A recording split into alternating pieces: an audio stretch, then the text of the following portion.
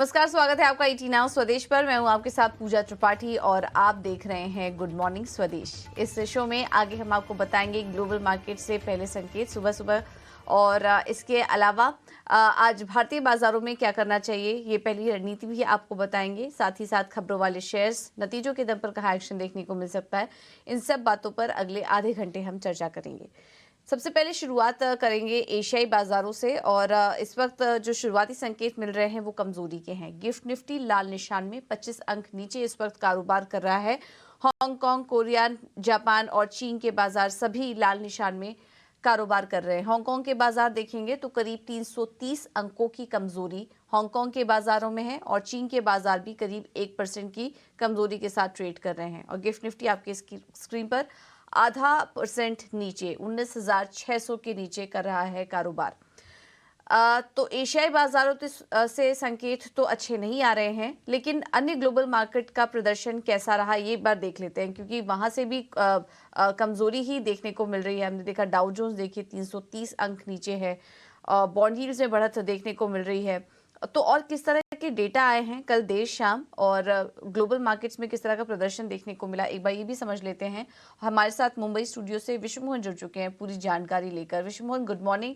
बताइए आज के लिए संकेत कैसे आ रहे हैं ग्लोबल बाजारों से? जैसा आप बता रही थी कि एशियाई बाजारों में तकरीबन सभी बाजार काफ़ी कमज़ोर दिख रहे हैं।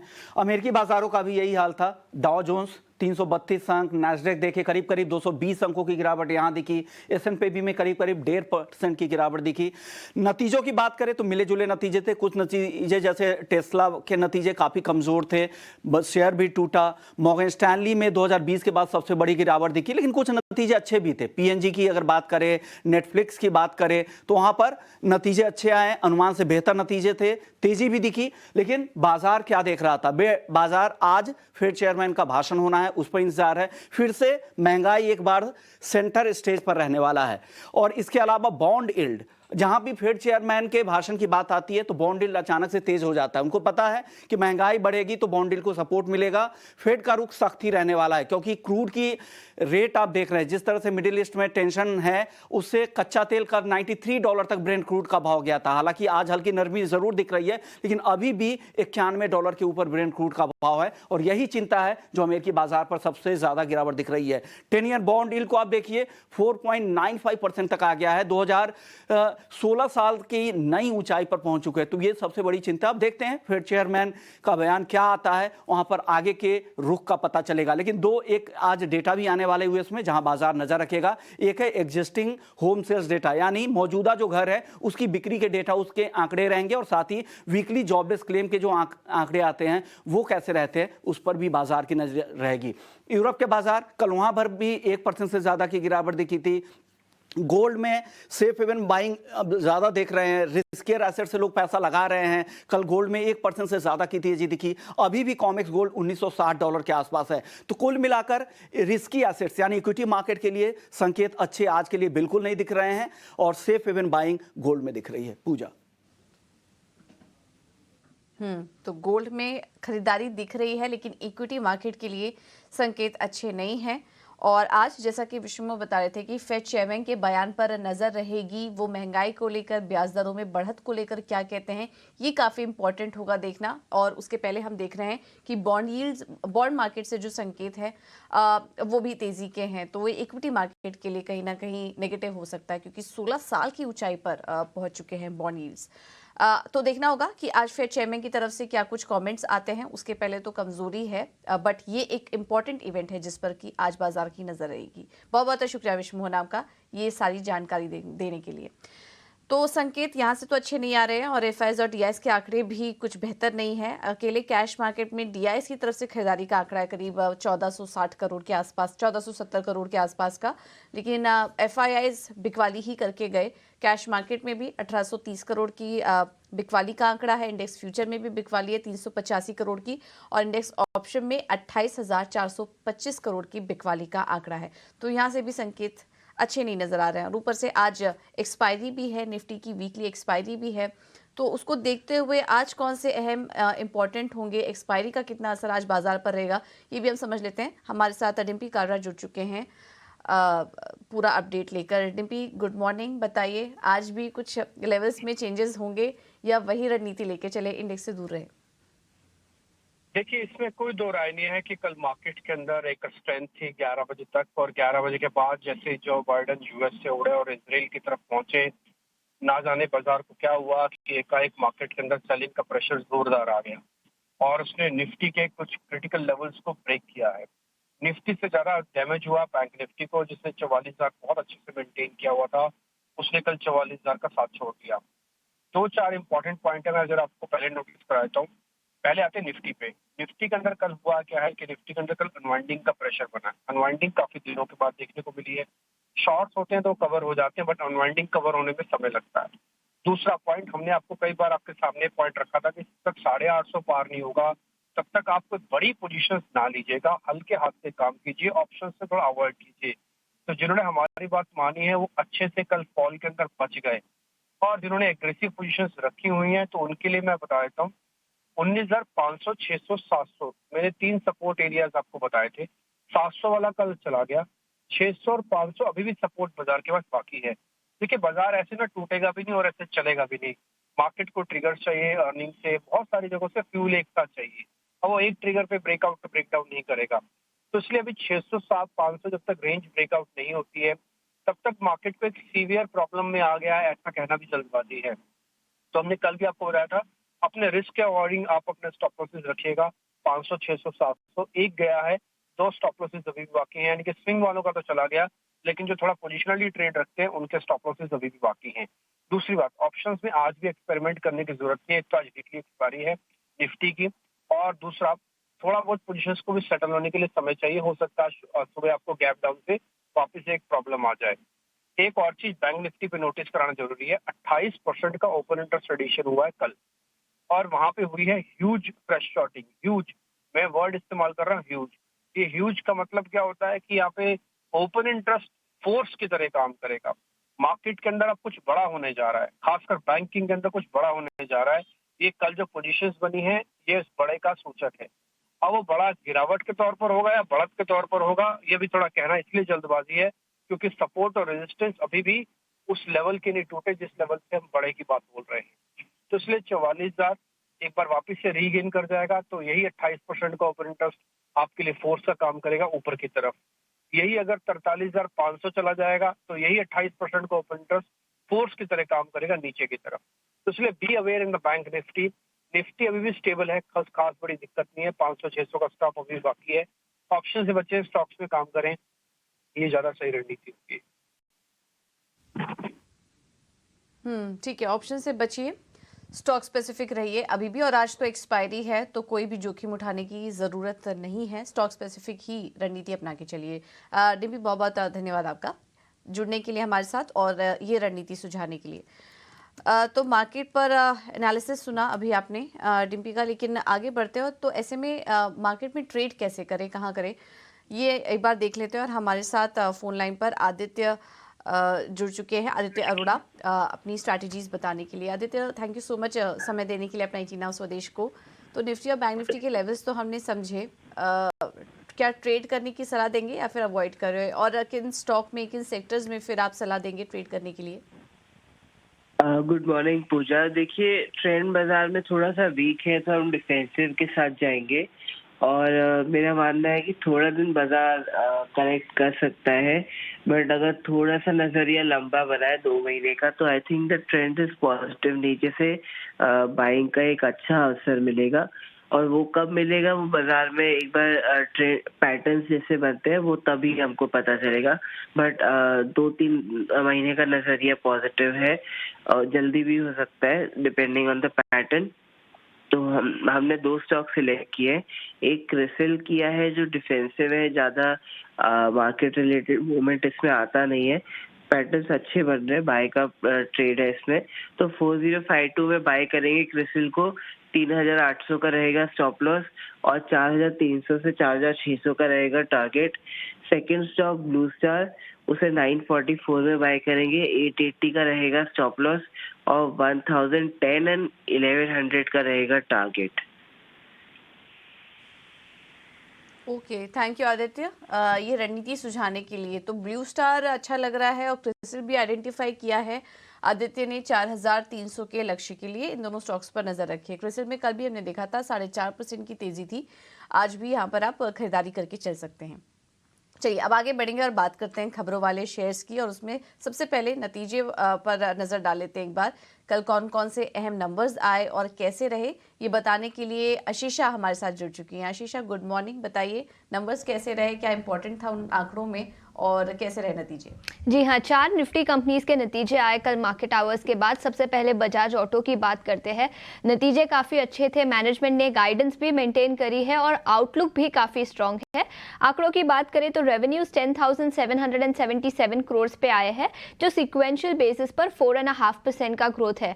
मार्जिन भी काफ़ी अच्छे नजर आ रहे हैं। इस क्वार्टर में 19.8% पे मार्जिन आ रहे हैं और मैनेजमेंट ने, जैसे मैंने कहा, गाइडेंस मेंटेन करी है। फुल ईयर FY24 के लिए कंपनी ने मिड सिंगल डिजिट ग्रोथ का गाइडेंस दिया है। 5 to 8% का ग्रोथ FY24 में कंपनी पेश कर सकती है। हाई मार्जिन्स जो इस क्वार्टर में 19.8% पर थे, वो भी कंपनी सस्टेन कर पाएगी। और मैनेजमेंट ने एक्सपोर्ट एनवायरनमेंट के बारे में भी काफ़ी आउटलुक अच्छा दिया है। उनका मानना है कि सिक्वेंशियल बेसिस पर एक्सपोर्ट एनवायरनमेंट अच्छा होता हुआ नजर आ रहा है। तो नतीजे भी काफ़ी अच्छे थे और मैनेजमेंट कमेंट्री भी काफ़ी अच्छी थी, जिसके चलते इस पर स्ट्रीट की नज़र रहेगी। इसके अलावा इंडसइंड बैंक नतीजे अनुमान के मुताबिक आए हैं। नेट इंटरेस्ट इनकम में 4% की बढ़ोतरी देखने को मिली है क्वार्टर ऑन क्वार्टर बेसिस पर, और प्रॉफिट आफ्टर टैक्स में भी 4% का ग्रोथ देखने को मिला है सिक्वेंशियल बेसिस पर। नेट इंटरेस्ट मार्जिन्स की बात करें तो मैनेजमेंट ने गाइडेंस दी है 4.2 से 4.3% के बैंड में नेट इंटरेस्ट मार्जिन्स रह सकते हैं। और अनसिक्योर्ड लेंडिंग के बारे में मैनेजमेंट ने बताया कि कंपनी और रादर बैंक मेंटेन करेगी अपना बैलेंस सिक्योर्ड और अनसिक्योर्ड लेंडिंग में। तो अच्छी मैनेजमेंट कमेंट्री आती हुई नजर आई है। नतीजे भी अच्छे थे। उसके अलावा आईटी कंपनीज के भी नतीजे आए। विप्रो जो इस टाइम अच्छे नहीं थे, कमज़ोर नतीजे थे।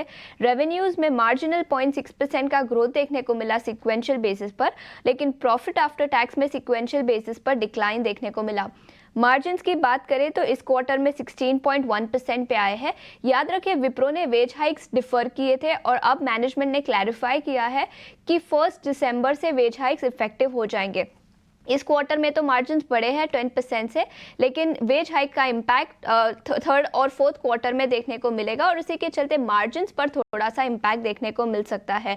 Constant currency revenue guidance third quarter के लिए -3.5% से +1.5% का दिया है। तो गाइडेंस कमज़ोर है, मार्जिन्स भी कमज़ोर होते हुए नजर आ सकते हैं अगले कुछ क्वार्टर्स में।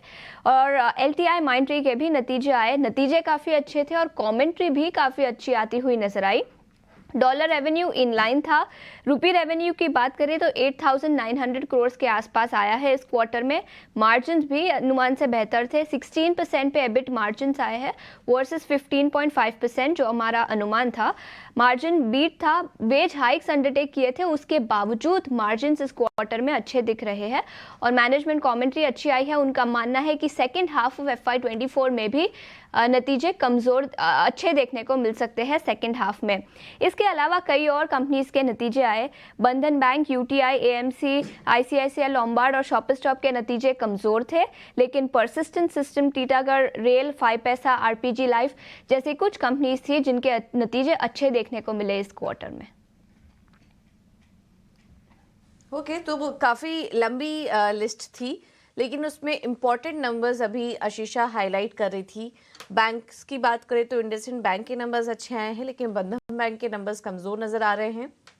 और वहीं दूसरी तरफ विप्रो के नंबर्स भी कमज़ोर है। LTI माइंडट्री के नंबर्स अच्छे दिखाई दे रहे हैं। वैसे सूची लंबी है, लेकिन कुछ जो इंपॉर्टेंट नंबर्स थे वो हमने आपके सामने रखे। बाकी आज नतीजों पर दिन भर एक्शन हमें दिखेगा। मिड कैप कंपनियों की तरफ से काफ़ी सारे नतीजे आए जिस पर कि आज फोकस रहेगा। आशीषा, ये तो बात हुई नतीजों की, अब खबरों वाले शेयर्स भी बताइए।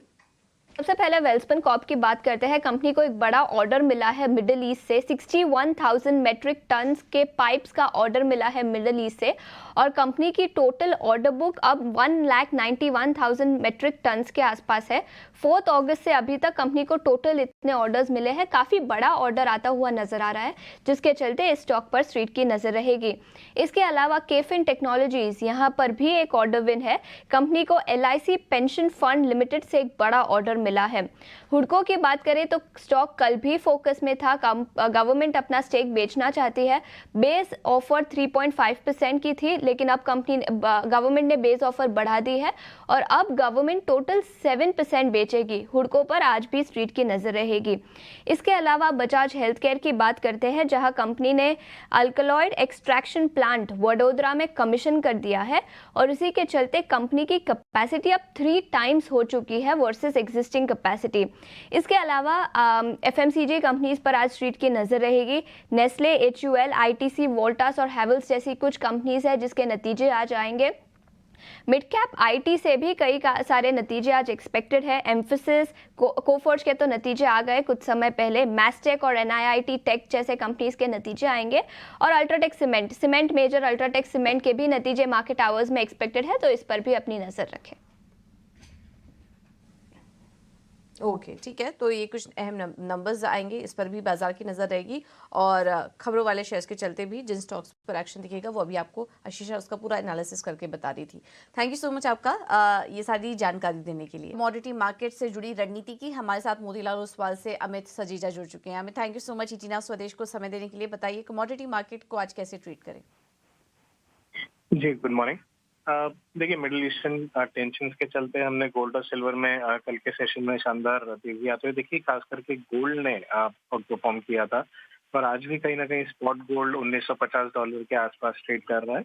तो मैं समझता हूँ बाय ऑन डिप की रणनीति अडॉप्ट करके चलें तो बेहतर रहेगा शॉर्ट टर्म बेसिस। 59,900 में मैं गोल्ड में बाइंग की सलाह देना चाहूंगा। 59,650 का थोड़ा एक डीपर स्टॉप लॉस लेके चल सकते हैं, लेकिन टारगेट भी 60,400 का होगा जो कल के हाई से ऊपर के टारगेट लिए जा सकते हैं। वहीं चांदी की भी अगर बात करूं तो डीपर कट्स पे बाइंग कर सकते हैं। आज थोड़ा सा एक लोअर ओपनिंग एक्सपेक्टेड है कल के मुकाबले, तो 71,500 के आसपास मैं बाइंग की सलाह देना चाहूंगा। 71,000 का एक स्टॉप लॉस होगा और साथ ही साथ जो कल के हाई थे 72,500 से 72,600 की जोन में वो दोबारा रिपीट हो सकते हैं। ओके, ठीक है। तो ये है राय गोल्ड एंड सिल्वर पर दोनों में खरीदारी करने की सलाह। Amit, thank you so much आपका समय देने के लिए और ये रणनीति सुझाने के लिए। दोनों में तेजी अभी भी जारी रह सकती है क्योंकि इनको सेफ हैविंग के तौर पर देखा जा रहा है। इक्विटी मार्केट में जिस तरीके से उतार चढ़ाव बना हुआ है, तो ऐसे में दोनों स्पेस में खरीदारी करने की सलाह। अब आगे बढ़ते हैं, बात करते हैं ब्रोकरेज रिपोर्ट्स की। हमारे साथ वामाक्षी जुड़ी है पूरा अपडेट लेकर। वामाक्षी, गुड मॉर्निंग, बताइए। जी बिल्कुल, शुरुआत करते हैं हम विप्रो के साथ। हम देख रहे हैं कि कंपनी के नतीजों के बाद काफ़ी सारे ब्रोकरेज हाउसेस की तरफ से रिपोर्ट आए हैं और ये हाईलाइट कर रहे हैं कि ओवरऑल विप्रो का प्रदर्शन काफ़ी कमज़ोर रहा है सारे ही पैरामीटर्स में। ओवरऑल फॉरवर्ड लुकिंग इंडिकेटर्स भी जो है वो वहाँ पर भी हम देख रहे हैं कि थोड़े से चैलेंजेस नज़र आ रहे हैं। तो इसी के चलते सिटी की तरफ से सेल की राय आ रही है। इनफैक्ट उन्होंने अपना टारगेट प्राइस भी घटाकर 360 रुपीज़ प्रति शेयर पर कर दिया है और बैंक ऑफ अमेरिका ने भी अंडर परफॉर्म की राय दी है। LTI माइंडट्री पर लार्जली ब्रोकरेजेस का कहना है कि ओवरऑल मिक्स्ड क्वार्टर रहा है कंपनी के लिए। अनुमान से मुताबिक कंपनी ने रेवेन्यू रिपोर्ट किया है। मार्जिन फ्रंट पर हालांकि कंपनी ने बीट रिपोर्ट की है। High single digit growth FY24 में अनलाइकली नज़र आ रही है स्लगिश एग्जीक्यूशन के चलते और वैल्यूएशंस भी एक्सपेंसिव नज़र आ रहे हैं ये IT काउंटर के लिए। तो इसी के चलते नोम्यूरा ने अपनी रिड्यूस की राय को बरकरार रखा, अपना टारगेट प्राइस भी घटाया है और बर्नस्टीन की तरफ से मार्केट परफॉर्म की राय आ रही है। इसके अलावा इंडसइंड बैंक पर फोकस करते हैं। Q2 अर्निंग्स लार्जली अनुमान के मुताबिक आए हैं। हेल्दी लोन ग्रोथ मोमेंटम नज़र आया है सारे ही सेगमेंट्स में और ओवरऑल उनके जो निम्स है ये स्टेबल रहे हैं। क्रेडिट कॉस्ट हालांकि सेकेंड हाफ में डिक्लाइन हो सकते हैं ऐसा ब्रोकरेजेस का मानना है और ओवरऑल कंपनी करीब 1.9% का रिटर्न ऑन एसेट्स डिलीवर कर पाएगी हाई मार्जिन स्ट्रक्चर के मुताबिक, ऐसा ब्रोकरेजेस का मानना है। और इसी के चलते बैंक ऑफ अमेरिका ने खरीदारी की राय को तो बरकरार रखा ही, अपना टारगेट प्राइस बढ़ाकर 1,750 रुपीज़ प्रति शेयर पर कर दिया है। और हम देख रहे हैं कि इसके अलावा बजाज ऑटो भी फोकस में है क्योंकि बैंक ऑफ अमेरिका का मानना है कि काफ़ी मजबूत क्वार्टर आया है कंपनी के लिए। 3 व्हीलर्स की जो सेल है ये स्टैंड आउट कर रही है। अच्छा फेस्टिव गाइडेंस कंपनी की तरफ से आ रहा है। एक्सपोर्ट रिकवरी ग्रेजुअल है। वैल्यूएशंस रीरेट होने के लिए का स्कोप नज़र आ रहा है और इसी के चलते बैंक ऑफ अमेरिका ने बजाज ऑटो पर खरीदारी की राय को बरकरार रखा और अपना टारगेट प्राइस भी बढ़ाया है। बंधन बैंक पर बैंक ऑफ अमेरिका का कहना है कि जो एसेट क्वालिटी के ट्रेंड्स है यहाँ पर जो सुधार आ रहा है वो काफ़ी ग्रेजुअल है। FY24 की जो गाइडेंस है सारे ही मेट्रिक्स पर सेकेंड हाफ में अच्छा सा पिकअप नज़र आ सकता है और इसी के चलते बैंक ऑफ अमेरिका ने बंधन बैंक पर अपनी खरीदारी की राय को बरकरार रखा है। कैम्स और केफिन पर हम देख रहे हैं कि सिटी की तरफ से रिपोर्ट आ रही है। म्यूचुअल फंड की जो यील्ड्स हैं उन पर उनका कहना है कि बार्गेनिंग पावर नेगेटिवली स्क्यूड है ड्यूओपॉली एनवायरनमेंट में।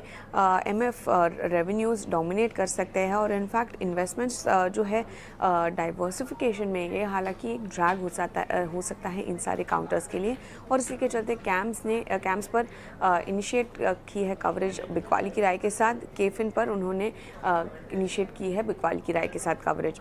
इसके अलावा आखिर में हम फोकस करेंगे पेटीएम पर। जेफरीज का कहना है कि ट्रांसफॉर्मेशन काफ़ी ग्रोथ को सपोर्ट करता हुआ नजर आ रहा है, प्रॉफिटेबिलिटी को भी अपफ्रंट कर दिया है, ग्रोथ मोमेंटम जारी रह सकता है और ओवरऑल कंट्रीब्यूशन प्रॉफिट्स भी करीब 40% कैगर से एक्सपैंड होते हुए नजर आ रहे हैं। वैल्यूएशन आकर्षक है जिसके चलते जेफरीज ने पेटीएम पर खरीदारी की राय के साथ कवरेज शुरू की है।